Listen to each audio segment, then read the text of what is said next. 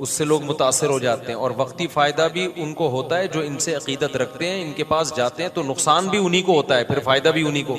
आप दिमाग से निकाल दो तो ना आपको नुकसान होगा, ये जहन से निकाल दें कि आमिलों के पास कुछ मिलेगा आपको। और आमिल चाहे अहले हदीस हो, चाहे देवबंदी हो, चाहे बरेलवी हो, चाहे खलीफा हो, चाहे तबलीग वाला हो, कुछ भी हो, कुछ भी नहीं है इन लोगों के पास। मिस्मिर अज़म के माहिर होते हैं, कुछ शोबदेबाजियां दिखा देते हैं, उससे लोग मुतासिर होते हैं। एक साहब आए, मैं रैवंड में मुकीम हूँ, आमिल हूँ। मैंने कहा निकल ले यहाँ से पतली गली से, रैवंड में मुकीम है या आमिल है। जब आमिल बोल दिया तो मजीद तहकीक की जरूरत है ही नहीं। अभी आपको पता है ना, लाहौर में एक आमिल मुझसे मिलने के लिए आया, हम लोग खाने पे बैठे हुए, तारुफ। मैंने कहा आप क्या कह रहे हैं? मैं अमलियात करता हूँ, जिन चुड़ैल भूत भगाता हूँ। मुझे गुस्सा इस पर आया कि सारी दुनिया को जैसे मेरे बारे में पता है कि मैं 4 शादियों की तरगीब देता हूँ, इसी तरह सारी दुनिया को पता है कि मैं आमिलों के खिलाफ बोलता हूँ। तो अपना कोई और तारुफ करवा देते आप, ना बताते कि मैं आमिल हूँ। अपनी बेइज्जती कराने का बाज लोगों को खुद से शौक होता है। ये ऐसे जैसे एसएचओ के साथ पास जाके आप कह रहे हैं, एसएचओ पूछता है आप क्या करते हैं, कहते हैं मैं चोर हूँ। एसएचओ बोलेगा मुझे क्यों बता रहे हैं चोर हूँ यार, कुछ और बोल देता तो अब मैं तुझे गिरफ्तार ना करूं तो ये तो मेरी बेइज्जती है। तो जब भी कोई चाहता है ना कि मुफ्ती साहब मेरी इज्जत करें, तो ये ना बोला करे कि मैं जिन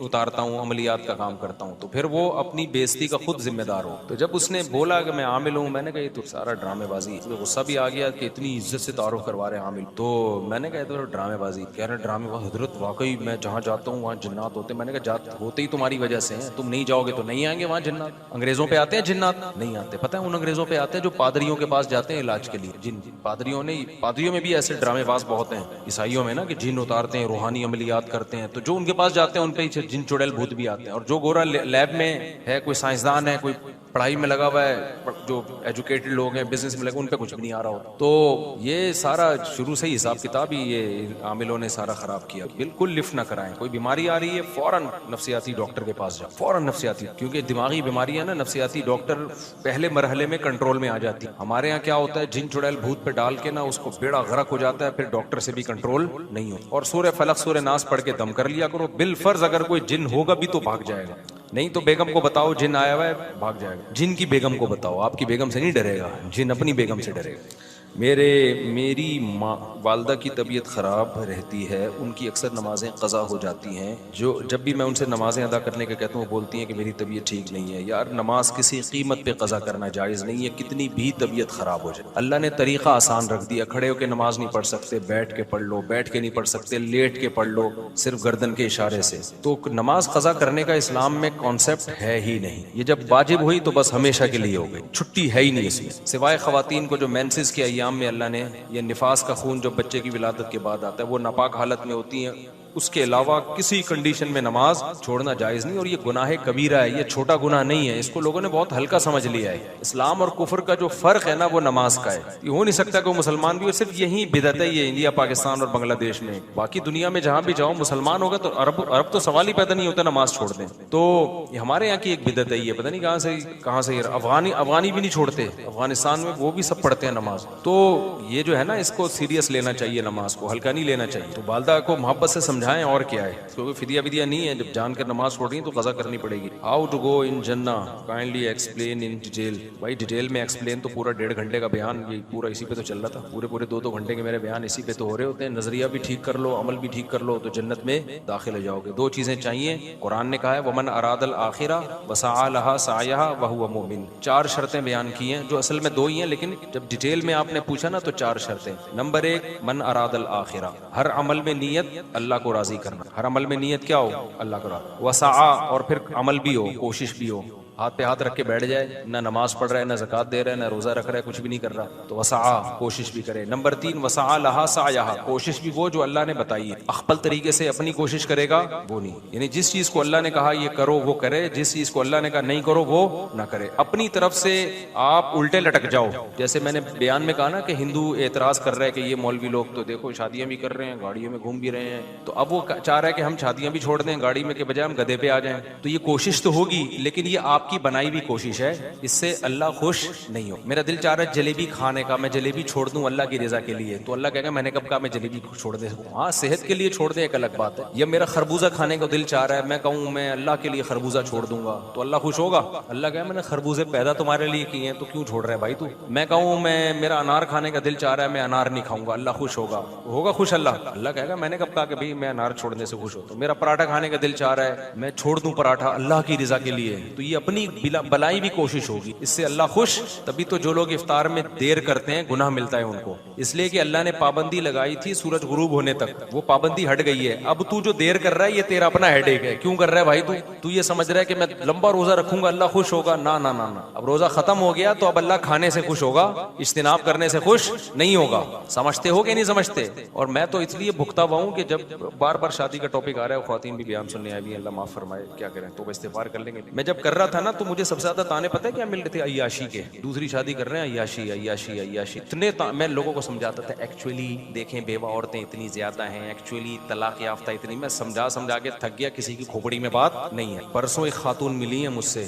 परसों, और मुझे देखकर इतना ज्यादा वो एक्साइटेड हो रही थी, बहुत ज्यादा, जैसे पता नहीं कोई क्या, यानी मैंने कहा इनको क्या हो गया इतना खुश हो रही हैं। स्कार्फ में थी और भागती हुई आई, मुफ्ती साहब आपकी तस्वीर लेनी है, अपने हस्बैंड को दिखाऊंगी आप। मैं खड़ा हो गया वहां, बहुत बेचारी जज्बात में हुई भी है, उसने कैमरे से तस्वीर ली, अपने शोहर को भेज दी। मैं चला गया आगे, बड़ी खुश थी ना, मैं आपके बयान सुनती हूँ, मैं बहुत खुश हूँ, आप नजर आ गए, ऐसे तस्वीर खींची तो जो है ना वो, फिर मैं अपना काम निपटा के आ रहा हूँ, फिर रास्ते में खड़ी हुई है, अरे मुफ्ती साहब मैं क्या बताऊं। मैंने कहा खैरियत क्या हो? कह रही भाई मैं तलाक याफ्ता हूँ, मेरी शादी की उम्मीदें खत्म हो गई थी, आपका बयान मेरे शौहर ने सुन के मुझसे दूसरी शादी की है और मुझे बड़ा अच्छा मियाँ मिल गया, और मैंने ये तस्वीर अपने मियाँ को भेजी है, उस मियाँ ने भी जवाब रिप्लाई किया है, व्हाट्सएप पे भेजा है, मुफ्ती साहब का शुक्रिया अदा करो कि जो है ना मैंने उनका बयान सुन के 2 शादियां की। तो उस मियाँ का तो फायदा हुआ ना, इस खातून का कितना हो गया कि नहीं हो गया? ठिकाना मिल गया बेचारी को यार, अच्छा मियाँ मिल गया। अच्छा मैं ये बता दूं, अच्छा ज्यादातर 4 शादियों वाले फ्रॉडी हैं, ये जहन में रख। कभी मेरे बयान सुन के ना मुतासिर ना हो जाना कि इस आदमी की 4 बीवियां तो बहुत नेक है। ये आमिल रूहानी ज्यादातर 4 शादियां कर रहे हैं, समझ में आ रही है बात? ये जो रूहानी टोपी ड्रामे है ना,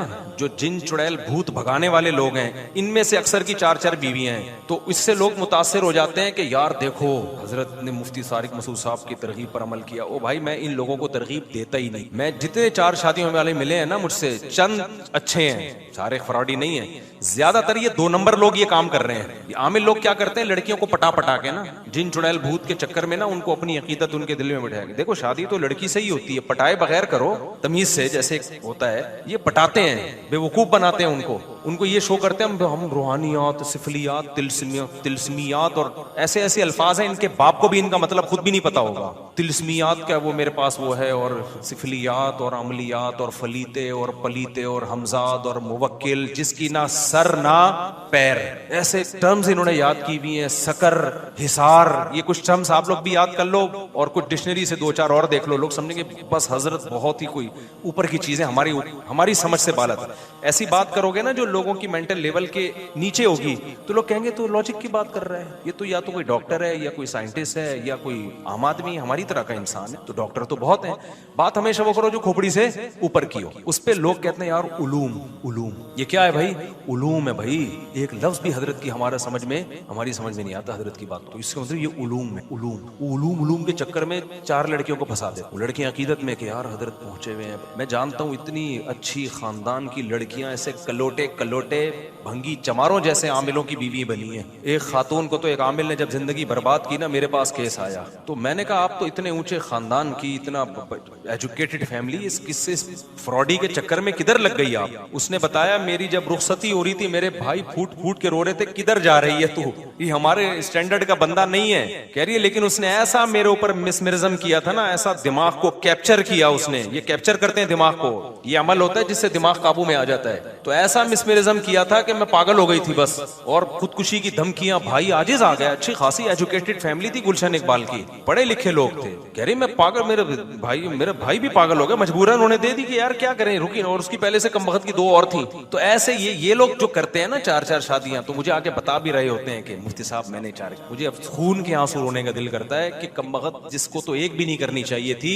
ये काम पढ़े लिखे लोग, एजुकेटेड लोग, अच्छे खानदानों के लोग, शरीफ शुरफा लोग करें तो फिर इसकी बरकतें नजर आएंगी। ये इन लोगों के लिए ना छोड़ो, आमिलों के लिए। ये लड़कियों को पटाते हैं, मैं नहीं कह रहा सारे आमिल लड़कियों को पटाते हैं, मैं ये नहीं कह रहा, बहुत से नहीं भी पटाते होंगे, लेकिन उनमें दूसरी खराबियां होती हैं, उनमें फिर दूसरी खराबियां होती हैं। मैं सब पे इल्जाम नहीं लगा रहा, लेकिन इनमें मेजॉरिटी ये काम कर रही होती है, क्योंकि इसमें तकवा लिल्लाहियत तो खत्म, बस ये ड्रामेबाजी चल रही है। तो आमिल झूठ बोले बगैर बन नहीं सकता, ये जहन में रखना। इनको इतना झूठ बोलना पड़ता है, इतना झूठ बोलना पड़ता है कि ये मजबूरी है इन बेचारों की। तो इसलिए ये झूठ बोल बोल के फिर लड़कियां भी फंसाते हैं फिर बहुत, तो उनकी जिंदगियां तबाह होती हैं। कुछ खुश रह लेती हैं क्योंकि पैसा फिर इधर उधर का बहुत आ रहा होता है इनके पास। तो कभी भी इनसे मुतासिर ना हो। समझते हो कि नहीं समझते? तो वो बंदा सही बंदा था जिस जो खातून मुझसे मिली ना, और उन्होंने फिर शुक्रिया अदा किया, तो उन्होंने कहा कि आपके बयान सुन के मुझे एक अच्छा मियाँ मिल गया, अच्छा पढ़ा लिखा लड़का। जो सही अच्छे लोग हैं, जो बाकायदा घर रखने के लिए, बीवी को इज्जत मोहब्बत देने के लिए, घर बसाने के लिए शादी करने वाले लोग हैं, वो इतने शरीफ हैं, वो कहते हैं ये काम ही ठीक नहीं, वो करते ठीक है, कहते हैं हम बीवी के आंसू नहीं देख सकते तो हम कैसे करें। तो जब वो नहीं करेंगे तो फिर ये मखंजू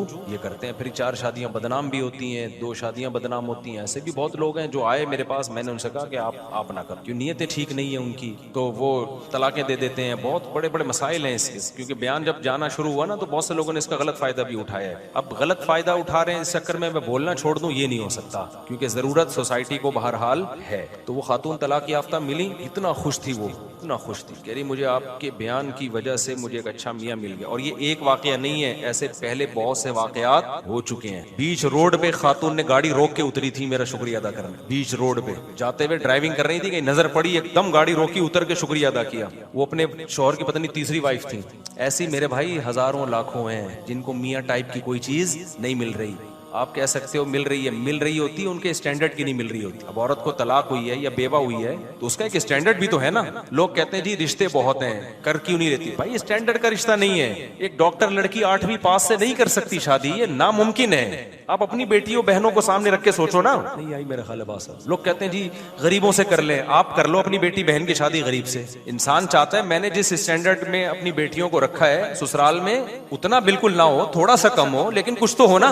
आप उसको एयर कंडीशन रूम में सुला रहे हो, आप उसको पिज्जे बर्गर खिला रहे हो। शादी आप ऐसी लड़की से करोगे जो उसको मसूर की दाल भी नहीं खिला, ऐसे लड़के से करोगे जो मसूर की दाल भी नहीं खिला सकता। तो ये कुर्बानी आप कैसे अपनी बच्चियों से दिलवा सकते हो? तो कुछ बातें ग्राउंड रियलिटी से मैच नहीं करती, वो कहने की हद तक होती हैं। लेकिन लड़की को उसका कुफू चाहिए, हम पल्ला चाहिए, जोड़ का रिश्ता चाहिए। हमारे एक जानने वाले बहुत मालदार थे, जब उनकी डेथ हुई है ना तो उनकी वाइफ के लिए दूसरी शादी के लिए पैगाम आया। अब जिसने पैगाम भेजा, मैंने उनसे कहा कि मैंने कहा ये जो खातून थी ना, इनके शौहर आज की हिसाब से, वो तो उस जमाने में तो वो बनती थी 1 लाख रुपए पॉकेट मनी, आज के हिसाब से वो 1 लाख कम से कम 10 लाख रुपए होंगे। बहुत पुरानी बात है। मैंने कहा इनकी सिर्फ पॉकेट मनी 10 लाख रुपए थी, तू अफोर्ड कर लेगा? मैंने कहा नहीं भाई 10 लाख तो मैंने ख्वाब में भी। वो लड़की ने इनकार कर दिया था उनके रिश्ते का ना, तो कहने लगे मुफ्ती साहब तो आप कहते हो दूसरी शादी, मैं तो कर रहा हूँ। अब लड़कियों के नखरे इतने हो गए हैं, उनके अल्फाज थे लड़कियों के नखरे। मैंने कहा क्यों नहीं नखरे करेगी भाई? पहला मियाँ इतना मालदार आदमी था, वो 10 लाख तो सिर्फ पॉकेट मनी देता था, यानी आज के हिसाब से, उस वक्त तो 1 लाख रुपए दे रहे थे। तो कोई तो स्टैंडर्ड होगा ना, वो कैसे एडजस्ट होगी? तो उसका हल ये नहीं है कि कोई भी भेज दे पैगाम, उसका हल ये है कि उसी के रिलेटिव, उसी बरादरी के जो ताजिर हैं, उसके कजन हो गए, उसका सगा भाई हो गया, या उसी के जो स्टैंडर्ड के लोग हैं उसी इलाके के, वो फौरन निकाह का पैगाम भेजे। फिर क्यों नहीं करेगी वो शादी? तो बेवा अब तक बैठी हुई है, वो कई साल हो गए इसके। तो स्टैंडर्ड का औरत चाहती है कहाँ शादी हो उसकी, मुंह से बोल लें स्टैंडर्ड का हो। तो ये सब लोग जब करेंगे तो हर एक को उसके स्टैंडर्ड का मिलेगा। ये नहीं होता कि कोई भी आए। और एक वाकया सुनाऊं आपको, बहुत मजा आया। ये नाम से जाने दे, कोई हर्ज नहीं है। एक बंदा आया मेरे पास, जब मैं राबी पीरजादा से नहीं मिला था लाहौर में, राबी पीरजादा नाम है ना, राबिया पीरजादा, वो जो एक्टर थी पहले, फिर तौबा कर ली उन्होंने, दीनदार बन। लाहौर में मेरी मुलाकात हुई। मैं जब आया तो उस्मान ने मुझे बताया कि एक बंदा मिलना चाह रहा है आपसे। अच्छा, बंदे के मेरा शक्ल का मजाक उड़ाना मकसद नहीं है उसका, लेकिन बात ही ऐसी हो गई, बंदा ब्लैक इतना के शायद अंधेरे में नजर ना आए। बात उसने ऐसी की ना, अब देखो, बारीक ना एजुकेशन, कुछ भी नहीं। अच्छा, अब क्या हुआ है कि भाई हमसे तो अच्छा ही होगा, हमारी अमाल के लिहाज से हमसे अच्छा ही होगा, मेरा मजाक उड़ाना मकसद। वो मिलना चाह रहा है, मैं एक दफा मिल लिया, फिर दोबारा। उस्मान ने बताया कि मैंने कहा इससे पूछो इसको काम क्या है, क्यों बार बार मिल रहे? कहते हैं वो ये कह रहे हैं कि मैं राबी पीरजादा की, मेरा निकाह का पैगाम, आप वहाँ शादी। मैंने कहा भाई इसको बोलो, मुझे नहीं पता वो मैरिड है अनमैरिड है, हो सकता है मैरिड हो, मुझे तो इसकी तहकीक नहीं है। दूसरी बात यह कि मेरा इतना ज़र्फ नहीं है कि मैं आपका पैगाम, मैंने कहा कोई डिजाइनिंग आपस में मैंने कहा आपको खोल के दोबारा जोड़ना पड़ेगा, रिपेयरिंग से आप उसके काबिल नहीं बनोगे। रिपेयरिंग से नहीं, रिपेयरिंग भी होगी ना, आप ब्यूटी पार्लर में कितनी भी रिपेयरिंग, तेजाब से नहा लो आप। तो मैंने कहा भाई आपको ना इसको, इनको बताओ, खोल के दोबारा जोड़ना पड़ेगा। और जो आम मशीनें होती हैं खुल के जुड़ जाती हैं, इंसान एक दफा खुल गया ना जुड़ता नहीं। रिपेयरिंग वाला मैंने कहा हिसाब किताब नहीं, तेजाब से नहा लो शायद कुछ। तो मैंने कहा यार कुछ जोड़ की बात कर रहे हो यार, कुछ बेचारा था भी गरीब, मकसद मजाक उड़ाना नहीं है किसी का। और आपको क्या पता मैं किसकी बात कर रहा हूँ, गीबत भी नहीं है, किसी को क्या पता, किस्सा भी उस वक्त का है जब मैं वहां मुलाकात करके आया था। तो अब वो कहे कि यार देखो राबी पीरजादा में इतना तकब्बुर है, मैं भी तो मुसलमान हूँ, मैंने पैगाम भेजा, तो ये बात सही होगी? भाई इस्लाम ने कहा है कि जहां भी निकाह हो लड़का लड़की के जोड़ का होना चाहिए, तभी जिंदगी अच्छी और कामयाब गुजर, वरना गुजरती नहीं है। तो अब ये जो वो जो मैंने बताया ना, तलाक याफ्ता खातून ने गाड़ी रोक के शुक्रिया अदा किया, वजह क्या है कि उनको उनके स्टैंडर्ड का रिश्ता मिला, तभी शुक्रिया अदा किया, खुश जिंदगी गुजर रही, वरना वो कहती मुझे फंसवा दिया दूसरी के चक्कर में, ये कहती ना। तो ऐसी बहुत सारी खवातीन है। एक दफा एक मेन यानी बीच रोड पे खातून ने गाड़ी रोक के शुक्रिया अदा की। एक खातून ने कहा मैं अपने शोहर की तीसरी बीवी हूँ, मेरे बच्चे भी मेरे शोहर ने रख लिए और मुझे जिंदगी मिल गई। ये इतना इस तरह की सैकड़ों खवातीन है जो अब निकाह से मायूस हो चुकी है। हमारी सोसाइटी में उनको ठिकाने लगाने का, उनको इज्जत की जिंदगी देने का कोई हल नहीं है। तो हम इसलिए पागल हुए हुए हम चीख रहे हैं इस पे। हमें जरूरत नहीं है, मुझे क्या जरूरत है, मेरी तो 4 हो गई हैं। पहले तो लोग कहते शायद अपनी के चक्कर में है, तो हमें क्या जरूरत है यार, हम तो दुखड़ा रो रहे हैं, हम मर्दों को अय्याशी पे नहीं डाल रहे हैं, हम चाह रहे हैं कि औरत को इज्जत के साथ घर में ठिकाना मिले। हाँ, तो ये मेरा पहले भी फलसफा था, तो मैं लोगों को बताता था, लोगों को मानते ही नहीं थे, बस यही कि अय्याशी अय्याशी। फिर मैंने कहा इन लोगों को समझाने से बात, मैंने कहा अय्याशी कर। फिर लोग आते थे ना, क्यों कर रहे हो शादी मुझसे, मैंने कहा अय्याशी का दिल चलो। क्या मतलब, आप मौलवी हो अय्याशी कर रहे हो? मैंने कहा अपने खर्चे पे कर रहा हूँ ना, भीख मांग आपके खर्चे पे कर रहा हूँ, मेरे दिल चाह रहा है अय्याशी करने, तो हराम अय्याशी थोड़ी हलाल है, तो आपका क्या मसला? तो जब ये कहता था ना, फिर चुप हो जाते थे। फिर क्या हो जाते थे, फिर मैं लोगों को मैं कहता यार, मैं अगर निहारी खाता हूँ अपने खर्चे पे, आपको उस पर एतराज नहीं, मैं अगर बर्गर खा रहा हूँ आपको उसके, तो मैं एक और शादी कर रहा हूँ तो आपको उस पर क्यों एतराज है? तो ऐसे फजूल बातें हैं। तो इसलिए लोगों को ज्यादा डिटेल में जाने की जरूरत नहीं है। आप कर रहे हो ना, लोग एतराज कर रहे हैं, ठरकी है अय्याशी है, कह रहे भाई है, हम तो है भाई, हमें तो शौक है अय्याशी कर। तो अगर कोई हराम है तो बताओ, फिर हम नहीं करेंगे। अगर हलाल है तो भाई हमें तो, अल्लाह ने क्या कहा, अल्लाह मियाँ ने दुनिया की नेमतों में सबसे बड़ी नेमत तो बीवी को करार दिया है। और कुरान ने क्या कहा है, ज़ुय्यिना लिन्नासी हुब्बुश शहवाति मिनन निसा, अल्लाह ने मर्दों की नजर में जो दुनिया में सबसे अट्रैक्टिव चीज बनाई है ना, वो बर्गर नहीं बनाया, वो पिज्जा नहीं बनाया, वो लड्डू नहीं बनाया, वो जलेबी नहीं है, वो गाड़ियां नहीं है, वो बंगले नहीं है। अल्लाह ने मर्द के लिए, ये हजरत भी बूढ़े हैं लेकिन खुश हो रहे हैं बहुत ज्यादा लग रहा है जवान है माशाल्लाह, हजरत बेअदबी माफ। तो अल्लाह मियाँ ने जो सबसे ज्यादा अट्रैक्टिव चीज कुरान के मुताबिक मर्द के लिए बनाया है, वो किसको बनाया है? औरत को बनाया है। हाँ, उसको जलील मत करो कि टिश्यू पेपर की तरह इस्तेमाल करो, उसको, उसकी जिम्मेदारी लो, उसको इज्जत के साथ बीवी बना के घर लेकर आओ, उसके बच्चों की कफालत करो, उसके बाप को अपना बाप बनाओ, उसकी माँ को अपनी माँ बनाओ। Father in law, mother in law, brother in law और सिस्टर इन लॉ, ये सारे इन लॉज आ जाते हैं ना जहेज में। क्या ख्याल है, गर्लफ्रेंड से कुछ भी नहीं आता। हमें जहेज भी यही मिला है, वो वाला जहेज तो हमें वो मिला भी नहीं। साले हैं मेरे माशाल्लाह होलसेल के हिसाब से, सबको रिस्पेक्ट देनी पड़ती है। सुसर्स हैं, सासिज हैं, ठीक है ना। तो अल्लाह मियाँ ने कहा, तो भाई अगर लोग तंग किया करें ना, बोले हाँ भाई हम क्या कर रहे हैं, भाई याशी कर रहे हैं, जाओ इसी की तहसील। तो मैं ये कह रहा था, कुरान में अल्लाह ने क्या कहा, हुब्बुश शहवाति मिनन निसा, सबसे ज्यादा अट्रैक्टिव हमने तुम्हारे लिए किसको बनाया है? औरत। तो वो नाजायज भी है, वो जायज भी है। नाजायज अजाब है और जायज क्या है? बरकत है, रहमत है। इब्राहिम अलैहिस्सलाम अल्लाह के खलील, उन्होंने निकाह किया। अभी मैंने बयान में हजरत मूसा का तस्करा किया ना, अल्लाह को कितने महबूब थे मूसा कलीमुल्लाह। मैंने बताया ना बयान में, बार बार अल्लाह प्रोनाउन की जगह मूसा का नाम ले रहे हैं, लंबी लंबी बातें कर रहे हैं। मूसा अलैहिस्सलाम को जब मदियन गए तो वो जो लड़की आई, उसके वालिद ने एक दफा ऑफर की कि मैं इन 2 बेटियों में से एक का आपसे निकाह करना चाहता हूँ, 10 साल बकरियां चरानी पड़ेंगी। हजरत मूसा ने कहा कि अबे भाई 10 साल बकरियां चराओ, फिर एक अदद, मैं दुनिया से मुझे बिल्कुल भी लगाओ नहीं, मुझे नहीं, अय्याशी, मैं ऐसे ही जिंदगी गुजारूंगा, अल्लाह अल्लाह करूंगा ना। मूसा अलैहिस्सलाम ने फौरन क्या, ज़ालिका बैनी व बैनक, हाथ बढ़ाएं, मेरा आपके साथ एग्रीमेंट क्या है, मुझे बीवी चाहिए, 10 साल बकरियां चराने पर क्या हूं मैं राजी। फौरन कबूल कर लिया। इसलिए अल्लामा इब्न कसीर ने लिखा कि इतनी बड़ी फजीलत है ना निकाह, कि कलीमुल्लाह ने 10 साल महर में बकरियां चराई हैं, इतनी बड़ी फजीलत है। और उसके बाद भी मूसा अलैहिस्सलाम ने निकाह किए हैं। बाइबल में है कि 4 बीवियां मूसा अलैहिस्सलाम की थीं, तो कलीमुल्लाह कितनी शादियां कर रहे हैं? 4 शादियां कर रहे हैं। तो मुझे और आपको क्या तकल्लुफ की फिर जरूरत है भाई, हम कौन उनसे ज्यादा नेक हैं क्या? और सबसे बड़ी बात तो हमारे पैगंबर को तो दुनिया से रगबत ही नहीं थी। 24 घंटे में एक दफा मुश्किल खाना खाते थे आप। आपका घर देखो कैसा था, जिस बिस्तर पे सोते थे कोई गद्दा नहीं था। हजरत उमर एक दफा आपके घर गए तो खजूर की चटाई के निशानात जिस्म पे पड़े हुए हैं। हजरत उमर कहते हैं मेरी आंखों से आंसू निकल गए। देखा एक प्याला पड़ा हुआ है, उसी में पीना भी है, उसी में खाना भी है, कोई बर्तनों का डिनर सेट घर में मौजूद नहीं था। 40 दिन घर में चूल्हा जलने की नौबत ही नहीं आती। क्यों? इसलिए कोई ऐसी चीज ही नहीं थी जिसको पकाएं। खजूर पानी पे 40 दिन गुजारा हो रहा है। ये तो दुनिया में आपने रखी है। एक दफा आपके पास बकरियों का रेवड़ आया हदिये में, सारा उसी वक्त सदका कर दिया। भूख से हालत बाज दफा ये हो जाती कि आप घर से निकलते, ये हालत हो जाती भूख से।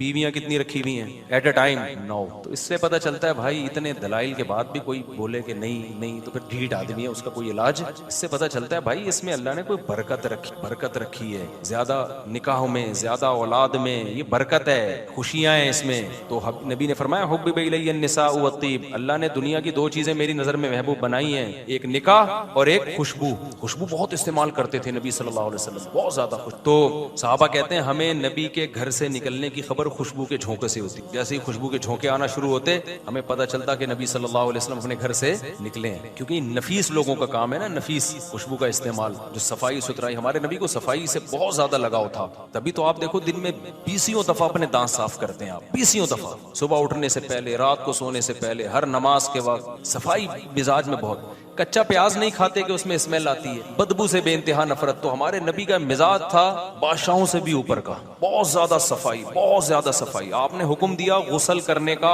और फरमाया कि ये घुटने जो है ना, घुटनों में जो मैल होता है इसको धोने का अलग से हुक्म दिया। अरब में थोड़ी ये सफाई थी भाई। और एक यतीम पैगंबर उनको बता रहे हैं कि इसको अलग से साफ किया करो, तो जो जहां मैल ज्यादा जम जाता है। तो इतनी ज्यादा सफाई और फिर उसी में खुशबू। तो और घर की हालत क्या है? न खाने को रोटी है, ना कोई डिनर सेट है, ना बर्तन है, बिल्कुल ऐसे ही मुसाफिरों वाली जिंदगी। लेकिन निकाह में आपने कमी नहीं, निकाह में कमी नहीं। पता है आपको नबी सल्लल्लाहु अलैहि वसल्लम ने जब अपनी अज़वाज को गुर्बत की वजह से इख्तियार दिया ना, गुर्बत की वजह से अल्लाह ने आपको इख्तियार दिया नबी ने कि भाई मैं तो इसी गुर्बत में रहूंगा, आप रहो तो ठीक है, नहीं तो मुझसे अलहदगी ले लो। तो नबी की अज़वाज ने आप सल्लल्लाहु अलैहि वसल्लम को तरजीह दी कि हम इसी गुर्बत में आपके साथ गुजारा करने के लिए तैयार हैं, हमें तलाक नहीं चाहिए। तो अल्लाह ने इसका सिला ये दिया कि नबी पे पाबंदी लगा दी मजीद निकाह करने पर, कि जो आपकी 9 बीवियां हैं इन्होंने इतनी कुर्बानी दी, इसी गुर्बत में कुर्बानी दी है, और अब आपके साथ रहने पर ये आमादा है। घर में खाने को रोटी नहीं है, लेकिन इन्होंने कहा कि हमें नबी का साथ चाहिए।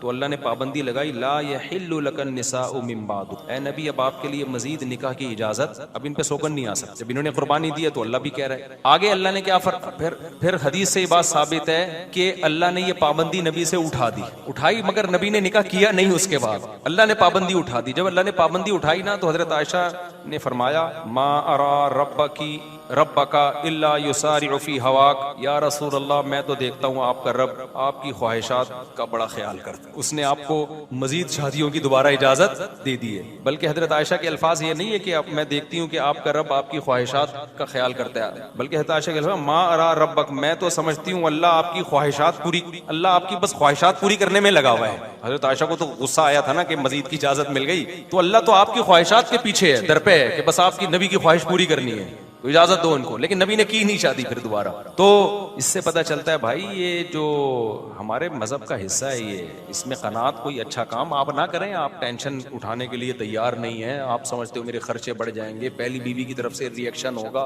पिटूंगा, बदनामी होगी, आप में तप्पड़ नहीं है तो ना करो भाई। लेकिन इसको कोई अच्छा काम ना समझो कि एक पर इक्तिफा कोई सवाब का काम है। इस्लाम में ज्यादा करना सवाब का काम है। उसकी वजह यह है कि सिर्फ आपकी ख्वाहिश पूरी नहीं होती, एक औरत को एक अच्छा मर्द मिल जाता है, जिना से बच जाती है, सारी जिंदगी का नान नफका। क्योंकि इस्लाम में निकाह और गोरों में निकाह में बड़ा फर्क है। गोरा जब शादी करता है तो चाय की प्याली भी बीवी को नहीं पिलाता, वो सारी जिंदगी मियाँ बीवी खुद कमाते हैं, खुद खाते हैं। इस्लाम में शादी का मतलब क्या है कि आपने अय्याशी की नीयत थी आपकी, भले कर ली, अब सारी जिंदगी की रिस्पॉन्सिबिलिटी किसकी है? अब आप उसको अलग घर भी देना है, उसका गैस बिजली का बिल भी देना है, उसके बच्चों की डिलीवरी का खर्चा, उसके बच्चों की पढ़ाई का खर्चा, उसके बच्चों की बीमारियां का खर्चा, और फिर इसके सास ससुर, जब आपके सास ससुर इसके वालिदैन आएंगे उनसे बना के रखनी है, सिला रहमी है, वो एक लंबी लिस्ट है। तो ये अय्याशी देखने में अय्याशी है, हकीकत में अय्याशी नहीं। समझता है कि नहीं? अभी भी ठीक बहुत हैं यार आप लोग, बहुत ठीक नहीं समझ। ऐसे ही हम दो साथी डेरा इस्माइल खान से मुलाकात के लिए आज नहीं मिल सकता, मुझे बहुत जरूरी काम से स्पीड के साथ। उलमा में कहते हैं कि अच्छे अच्छे कामों की लिस्ट बता दें। लिस्टें बहुत आ रही भाई अच्छे काम में, कि नमाज पढ़ो, फर्ज नमाज पाबंदी से, रमजान के रोजे हैं, ज़कात है, जिंदगी में एक बार हज है, ये तो 4 अरकान है इस्लाम के। उसके अलावा अच्छे कामों में क्या है? सदका खैरात करते रहा करो। हर आदमी को चाहिए अपनी इनकम में से चंद फीसद वो बस निकाले, फर्ज कर ले कि ये मैंने इतने फीसद मैंने हर महीने सदका करना है, लाजिम कर ले। मन्नत ना माने, वैसे ही नियत करके लाजिम। और अच्छे कामों में